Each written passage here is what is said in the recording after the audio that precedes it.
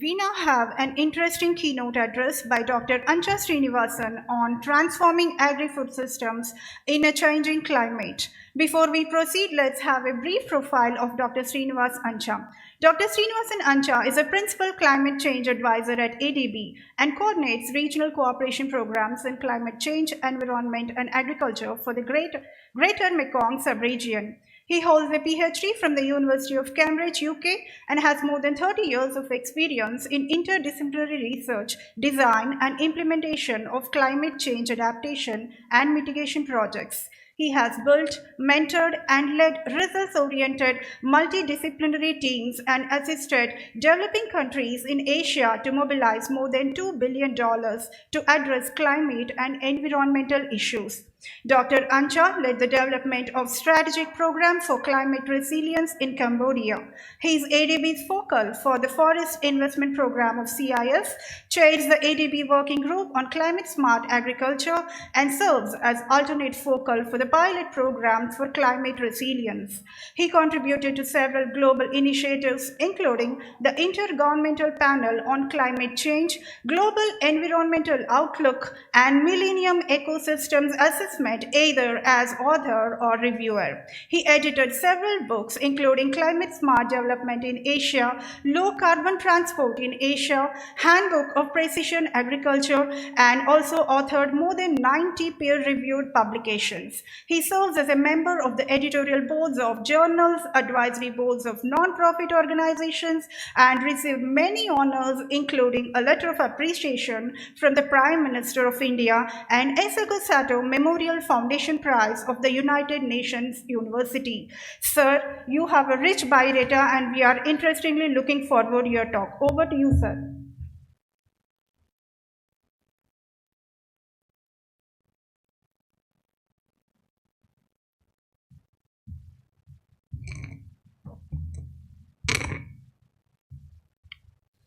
అందరికీ నమస్కారం. First of all, I want to sincerely thank Professor Janaya garu for inviting me to this very important occasion of this university. As a proud alumni of Andhra Pradesh Agricultural University, actually I am very delighted to come here and address the students and thank you. I am very happy to be here. So I also want to thank Dr. Raghuvardhan Reddy garu, Dr. Raju Reddy garu, and also my junior and also familiar person, Professor Varaprasad from Kansas State University. Actually, we were communicating almost 25 years ago, but it is the first time that we are meeting here on this occasion. Although we have been communicating by email for the last few years. Then the topic I have chosen to do today is the transformation of agri-food systems in a changing climate. Those people who attended yesterday, I think it may not be new, because actually the minister has already referred to the impacts of climate change on Telangana agriculture in general.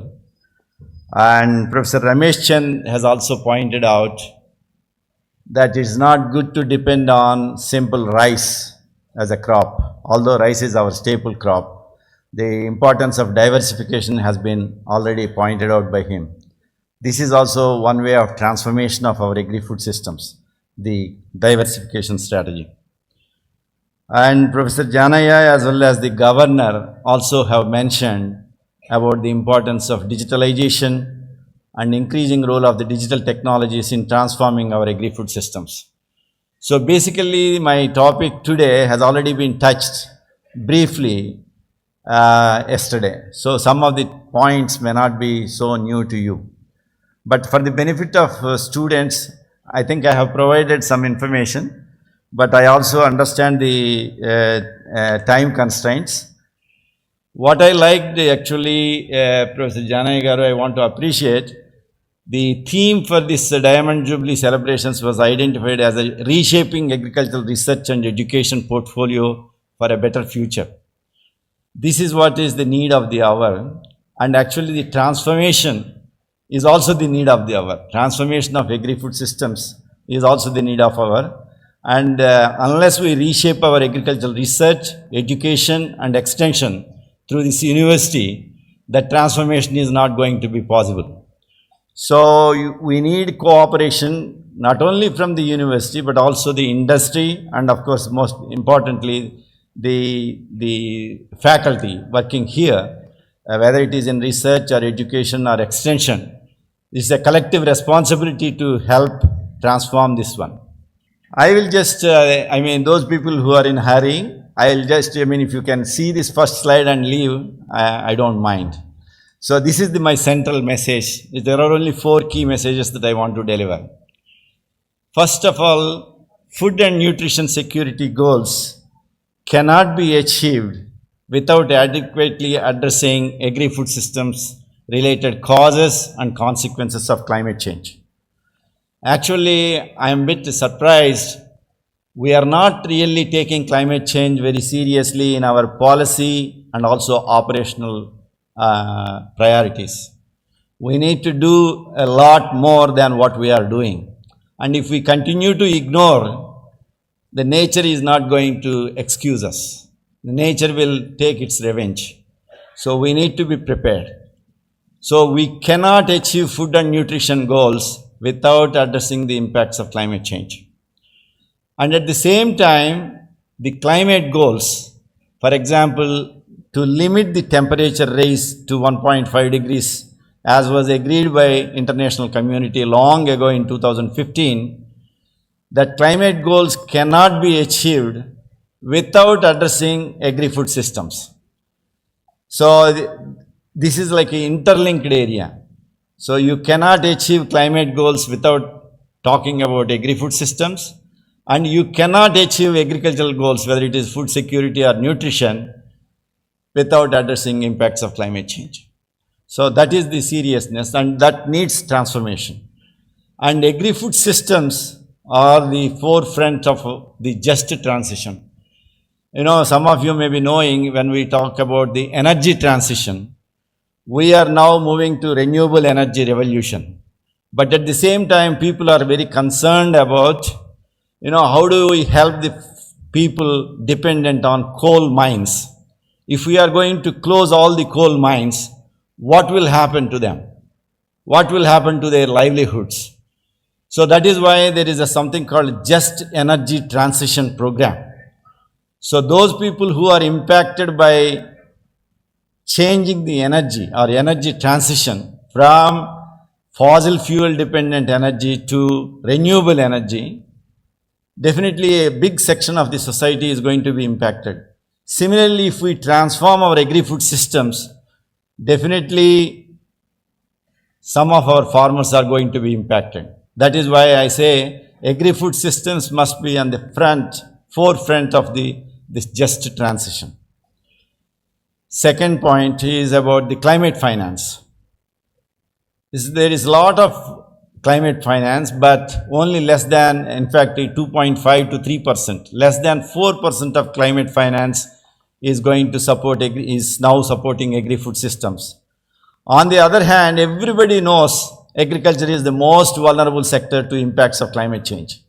But still, we are not investing in preparing our agricultural sector to cope with impacts of climate change. Very limited amount of money, less than 3% in fact. We just put less than 4% because it's just fluctuating between 3.1, 3.2 like that. So this is a sad state of affairs globally and more so in India. The investment in addressing climate change in agriculture is so limited, even though we know agriculture is the most vulnerable sector. And at the same time, agriculture is also one of the most important contributors. When I say agri-food systems, I will define what is agri-food system later. But the agri-food systems contribute almost 30% of the global greenhouse gas emissions. So in terms of addressing climate change, without addressing agriculture, we cannot do it. But still, climate finance is so limited. So that is the sad state of affairs. Third point is, transforming agri-food systems requires a holistic approach. And it cannot be like one silver bullet that you can apply everywhere. One size fits all approach cannot be possible. So when we want to transform transform the agri-food system in a coastal environment is different from a mountain environment, is different from another ecosystem. So it should be tailored, whatever transformation that we are talking about should be tailored to specific local, subnational, national, as well as regional and global context. So unless, this is where the universities actually our university can play a vital role really. How do we do that? How do we do it at various levels? How do we transform our agri-food systems? What are the priorities for doing at a village level, for doing at a state level or a country level? So this is where intelligentsia in this university and others should really think about. How do we contextualize in terms of transforming agri-food systems? So when we say transformation, it covers at least 5 pillars. Institutions that we work with, including agricultural research institutions like this or agricultural educational institutions like this university. Policies, of course, there is a lot of talk about policies. Even if you transform policies, it's the implementation is the main challenge. We all know it. And the technologies, including the digital technologies, and markets. Unless agriculture-related carbon markets come into force, and unless our farmers are going to be supported as the main beneficiaries of these carbon markets, the agri-food system transformation cannot happen. There must be incentives for our farmers to change from the current scenario to the future desirable scenario. So the markets are going to be important, and this is where industry plays an important role. And the stakeholder behavior. Behavior is very important. This was already mentioned. For example, there is an increasing tendency to eat meat nowadays. But meat also will have a lot of implications, not only in terms of health, but also in terms of greenhouse gas emissions, wastage of resources along the value chain, etc. So unless we change the behavior of our communities, local people, across the entire spectrum, we cannot achieve this agri-food system transformation. Similarly, for the behavior of the private sector is often seen as a sort of main user of resources, ecosystems, water and other resources. They are basically seen as exploiters rather than contributors to maintain an ecosystem. So unless we change the behavior of the private sector, unless we raise their awareness, what is going to happen if they don't protect the ecosystem, if they don't protect the agri-food system, agroecological system, again, this agri-food system transformation cannot be complete. So the transformation of those 5 pillars, institutions, policies, technologies, markets, and stakeholders stakeholder behavior are very critical. The final point I want to mention, which is very important, the institutions like this university can play a vital role in transforming and in terms of addressing changing climate through reshaping. This is basically I wanted to mention. So although I understand that this university, the university that I studied has now become 6 universities or 7 universities, I don't remember. There is a fragmentation. But important thing is, if we go through the fragmented approach, we cannot have that holistic vision and we cannot address the transformation of agri-food systems. These are the 4 key messages I want to give through my keynote. I'll just very briefly run through rest of the slides just for information. And there is a lot of some statistics, etc., but you can have the presentation later. What is agri-food system?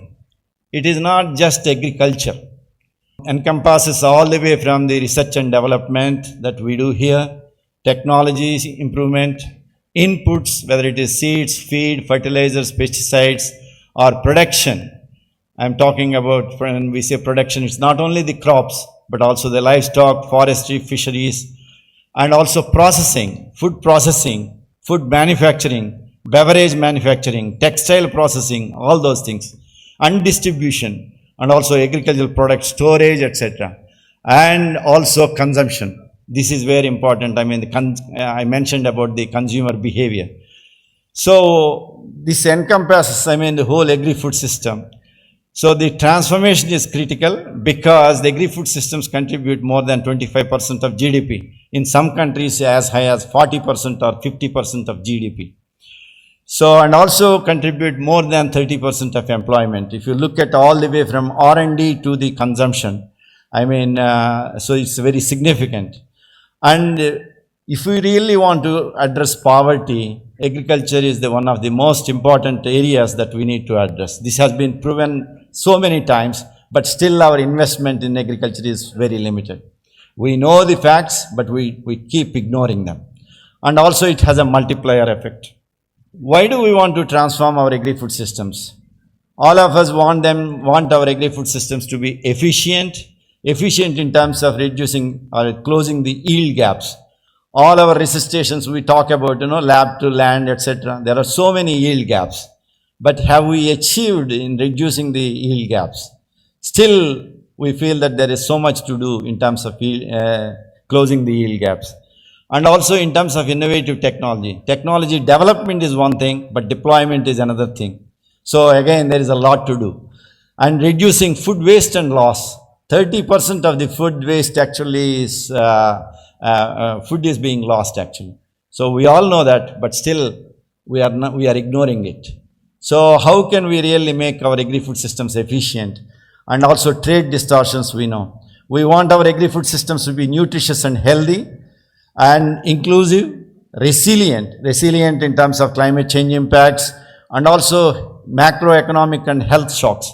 For example, when COVID-19 happened and more pandemics are going to happen because of our lifestyles and other things. And how are we really addressing our agri-food system in terms of reducing the shock impact? And also to make it more sustainable. Environmental sustainability is important in terms of reducing greenhouse gas emissions, as well as in terms of reducing the impact of agriculture on biodiversity or even soil and water health itself. And many areas that we see, yesterday I think the former minister was pointing out, about the cancer. The prevalence of cancer is directly associated with indiscriminate use of pesticides in most of our ecosystems. The problem is it's not just at the time of application, but it is actually through the entire ecosystem. So we are really putting very limited efforts in terms of reducing the impact of on the soil health as well as water health and thereby human health. Okay, these are some of the statistics I think most of you may be knowing.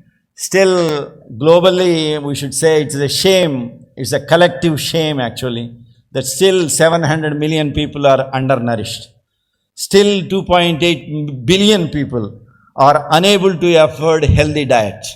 And 3.8 billion people out of 8 billion people are not having healthy diet. Even if they have economically they can afford, but they are not having healthy diet. This is quite unfortunate because of lack of awareness and other factors. And also the food and nutrition security, actually the problem has skyrocketed during COVID-19 and we have not really bounced back even though 3-4 years have passed after COVID-19. And we are experiencing record high temperatures. So if you come to the red part, 2024 is on track to be the hottest year actually. Hottest year in terms of, it's already the global average temperature is 1.54 degrees centigrade above pre-industrial levels.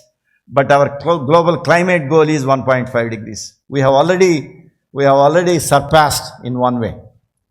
So we are not really looking at, so people may think 1.5 or 1.6 doesn't matter. Every 0.1 degree centigrade matters a lot. We all know that for every 1 degree rise in temperature, there is a 10% shortfall in rice productivity. It's not rice productivity. There are so many health impacts. So similarly, past 10 years have been the warmest on record. I mean, other things I think more for statistics. Basically, atmospheric concentration of CO2 is the highest actually already, 420 ppm. Previously, it used to be 275 ppm, pre-industrial era. And we are also experiencing heavy precipitation and also cloudburst phenomenon, and floods, droughts, etc. are becoming more common, and many people are suffering.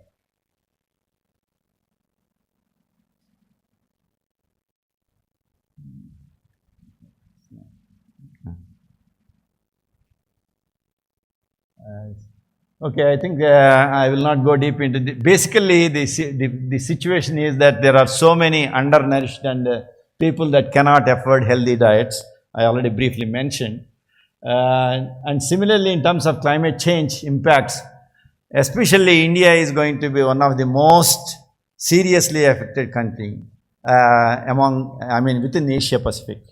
So we are all very concerned about it, but of course there is a lot of efforts going on, but still the efforts are far less than what is going to happen.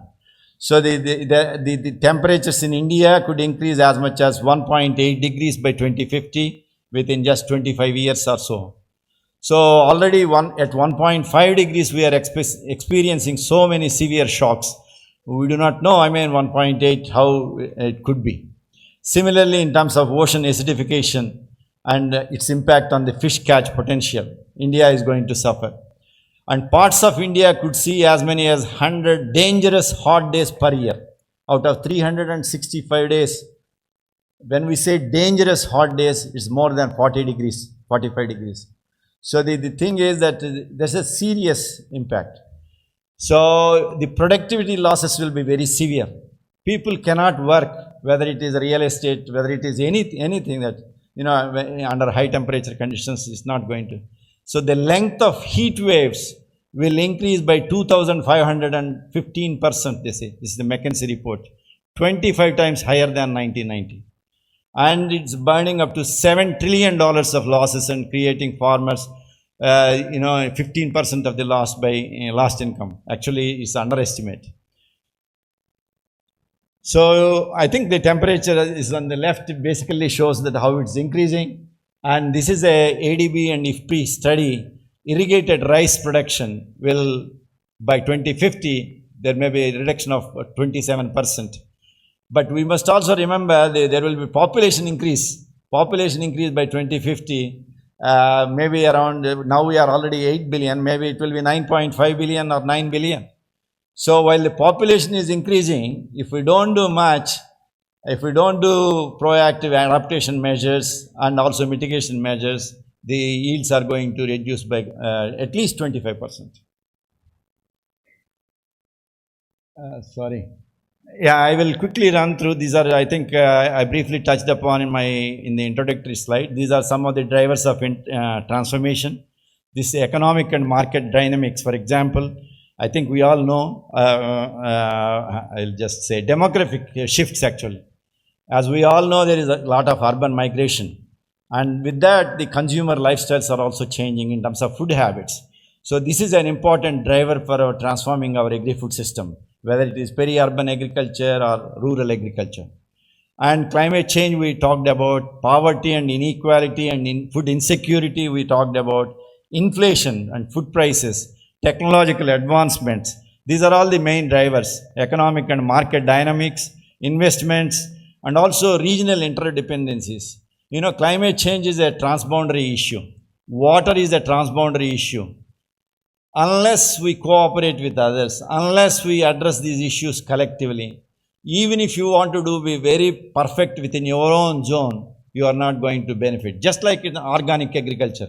If the neighboring farm doesn't want to follow the principles of organic agriculture, even if you do it with all the efforts, if you prevent all fertilizer, pesticides in your own farm, it has no impact. It will never be certified. It will never be realized as an organic product. So similarly, with these transboundary issues, whether it is biodiversity, climate change, water management, etc., we need to really think about the cooperation rather than just blaming each other. Same in terms of transition in the workforce. Many people don't want to come into agriculture. Many youth do not want to come into agriculture because they don't see it as a profitable profession. They don't see it as it's seen as a drudgery.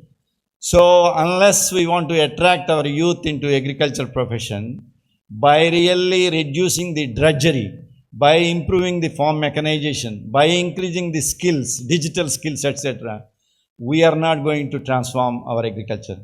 So same thing with finance. Anyway, again, because of the limited time, I have already consumed my time. I think. I mean, in terms of climate change, there is so much. It will remain as a dominant driver of the food insecurity. So that is. Here again, I mean, some statistics really how the temperature and frequency, deforestation, water scarcity, watershed loss and wetland loss, soil salinity, biodiversity loss, all these are very important that we are already observing in India. And same thing in the natural capital. So whether it is poor water management, land degradation, saltwater intrusion, pollution, biodiversity loss, all these problems are going to be more and more serious, which will have direct implications for our agri-food systems. And I already mentioned about the contribution of agriculture and agri-food systems for the global greenhouse gas emissions. So if we want to address climate change, we need to think about agri-food systems more closely. And FAO has last year come out with a roadmap. I mean, the roadmap, final roadmap will be prepared by next year. But that first part of the roadmap and second part of the roadmap has just been released.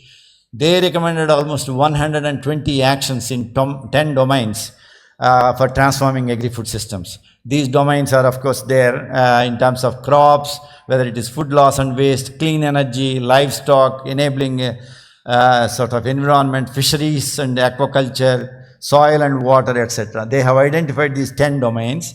And then by 2025, 2030, what are the food security and nutritional goals and how they can be accomplished, and then how they contribute to the global climate goals has been identified. But this is just a roadmap. Nothing has happened on the ground. There is a lot to happen. So this is just a roadmap that needs to be implemented by all the governments, including India. So ADB also has developed a roadmap for transforming our agri-food systems. We are focusing on 5 key areas in terms of agricultural value chain development. I think unless we develop our value chain more productively, more efficiently in terms of value addition, our farmers are, especially youth, are not going to come to agriculture. That's why we are giving emphasis for skills in relation to improving the value chains of all agri-food systems. And resilient and climate smart agriculture, that is another area of our interest. Nutrition and health. As I mentioned, healthy diets are going to be very important, and we have paid very limited attention on healthy diets so far in terms of our investments. And social protection, including emergency food assistance.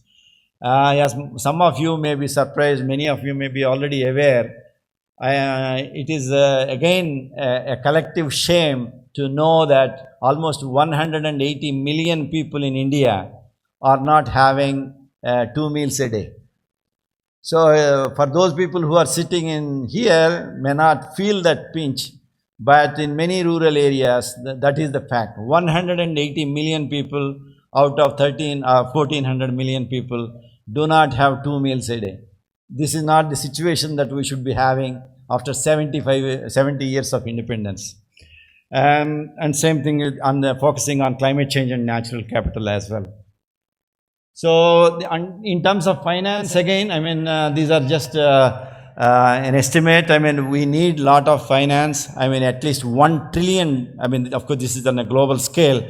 For addressing agri-food systems, more than $1 trillion per year. This is per year is required. But how much are we really providing now? Just worldwide, it is just $28.5 billion. You can see the difference. $28.5 billion versus $1 trillion. So in 2024 itself, we need 1.1 trillion, and 2030, $1.2 trillion. Now we are roughly at $28 billion. So that is how the climate finance so small compared to the needs. I mean, anyway, this clicker is not working for some reason. Yeah, this is also emphasizing same thing. I mean, our climate finance is very low. So these are some of the case studies for transformation. I think I just want to just give two examples. Vietnam, at a national level, they have actually prepared a national action plan for transforming agri-food systems. This is actually the first country in Asia Pacific to prepare a national action plan focusing on agri-food system transformation. I mean, of course, it's just a plan. Again, I mean, have they implemented? There's a lot to do. But the important thing is at least they have taken a step forward. And this is where our universities can really help in developing a similar action plan for transforming our agri-food systems. For example, in Telangana, our university can do it. Anyway, there are several specific objectives. I will not go in detail at this time because of time constraints.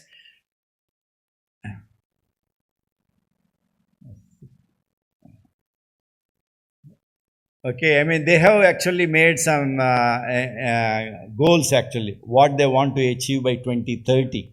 So maybe you can have a look at it, or you can just Google it, Vietnam's National Action Plan for Transforming Agri-Food Systems. And I just want to, we designed actually in ADB a project called Climate Friendly Agribusiness Value Chain. This is about $250 million project. Again, with the intention of transforming agri-food systems in Cambodia, Laos, PDR, and Myanmar. These are three poor countries where I was involved. We got about $40 million grant from Green Climate Fund to support their efforts. Basically, we are looking at in a holistic manner how we develop the whole agribusiness value chain infrastructure, right from production all the way to export and marketing. And similarly, in terms of enhancing the capacity, including the digital skills for the climate smart agriculture. We are trying to have an ICT platform for agribusiness management and climate risk management in agribusiness, and similarly for the policies also. And this is one project in 3 countries, and similarly we have another project focusing on livestock. This is the livestock health and value chain improvement project. This is called a One Health project because it has implications for livestock health, human health, animal health, human health, plant health, and also environmental health in terms of greenhouse gas emissions, plant health, human health in terms of zoonosis. How do we prevent the incidence of the disease spread from animals to human beings? You know, COVID, for example, has been a good example. So how do we reduce, by improving the wet market hygiene, etc., how do we reduce the incidence of zoonosis on human beings? And there are many other, again, for example, Vietnam has started some program called 1 million hectare low emission high quality rice. They are asking development partners to support. Basically, they want to do these 1 million hectares, they have designated the areas in various provinces. They want to have very high quality rice that can be exported and also low emission in terms of low methane emission. So there are many other initiatives anyway in Thailand and other countries. So I will briefly conclude here. I mean, in terms of the way forward, we need to do more investments in our agricultural education and research and development. We need to establish more policy networks in terms of transforming the agri-food systems. We need to improve the rural infrastructure if we want to really bring in our youth to be interested in agriculture. We need to leverage e-commerce. You know, in case of COVID-19, I mean, there is a dramatic transformation. And how those benefits can be really addressed in terms of, can be expanded to our smallholder farmers is very critical. And holistic resilience is also an important factor. So this is one example from China. They have something called Taobao villages. This is mainly focusing on the rural e-commerce. The initiative was launched by Alibaba. I mean, we can take, our similar examples can come from Infosys or other companies here. They have taken these villages actually they mentioned villages, what is the definition when we say Taobao villages in terms of rural e-commerce? Basically, at least 10% of the residents run online platforms actually. 10% of the population of each village. So that needs a lot of skill building. And that skill building effort has been taken care of by Alibaba there. So you can read out actually, I mean, maybe the color combination is not good.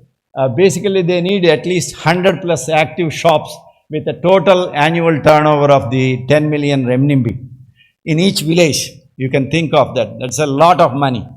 10 million renminbi is like $1.5 million. I do not know the size of the population of that village, but this is just as an example. So the rural e-commerce, they are really focusing, and then they expanded from 20 villages to almost 8,000 villages so far in just 3 years. Okay. Sorry. Yeah, the last. Oh, I think someone else. Yeah, the other point is, I think I already touched One Health approach and strengthening the climate data sharing for holistic resilience, and also agricultural trade cooperation and agricultural technology cooperation. And these are the 7 areas. Why I chose this one is really for the benefit of our university. What are we doing in these 7 areas? Actually, there was some commission called Innovation Commission that was established to focus on climate change, food security, and agriculture. They prioritized these 7 areas that if we really want to transform our agri-food systems, we need to work more on these areas. Improved weather and seasonal forecasts, rainwater harvesting for addressing water scarcity, microbial fertilizers, livestock methane emissions, digital agriculture, climate resilient social protection, mainly rural livelihoods, and alternative proteins. We need to really think, all our researchers here or the professors here should really think, what are we doing in these 7 areas? Are we doing enough for the benefit of our state or the nation? So I think I will not repeat. I think I already touched upon what is the role of our university in terms of, whether it is in terms of preparing the visionary map. So vision of Telangana to become a major region worldwide to produce safe and climate-friendly agricultural products, agri-food products that meet regional as well as international standards. So that is a big vision. So what can we do towards that? I mean, the university can help actually. So similarly, how do we really collaborate nationally and internationally in terms of building our partnerships? Actually, Professor Janai Garu is very much interested in this, and we would also like to support those efforts to the extent possible. And education and empowering not only our own students, but also the farmers and private sector. That is very critical if we really want to do.